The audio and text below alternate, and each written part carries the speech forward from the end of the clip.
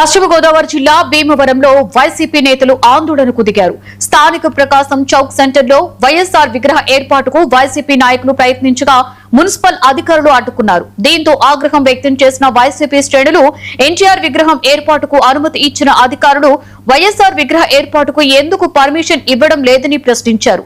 అధికారంలో ఎప్పుడూ ఒక్కరే ఉండరని, దానిని మున్సిపల్ సిబ్బంది గుర్తుంచుకోవాలని సూచించారు.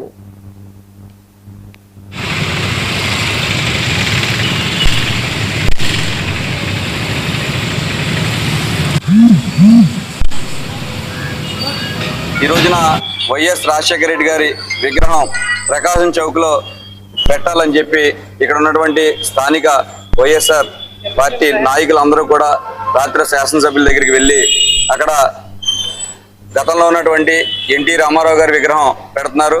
అలాగే ఆ పక్కన ఖాళీ ఉంటే కనుక మేము కూడా పెట్టుకుంటామంటే తప్పనిసరిగా అక్కడ ప్లేస్ ఉంటే పెట్టుకోండి అని చెప్పి ఆయన మాకు భరోసాని ఇవ్వడం జరిగింది. అలాగే రెండోసారి కూడా మేము వెళ్ళి పలానా ప్లేస్ ఉందంటే అక్కడ పెట్టుకుంటామని చెప్పి మేము చెప్పడం జరిగింది.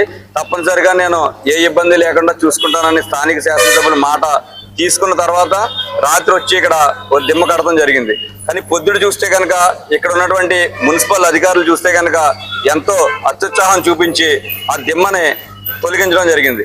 ఈ రోజున ఒకటే చెప్తున్నాం, గతంలో స్వర్ణయుగంలాగా పరిపాలించినటువంటి రాజశేఖర రెడ్డి గారి విగ్రహాన్ని నెలకొల్పడానికి ఏ ఒక్కరూ కూడా ఇబ్బంది చూపించట్లేదు.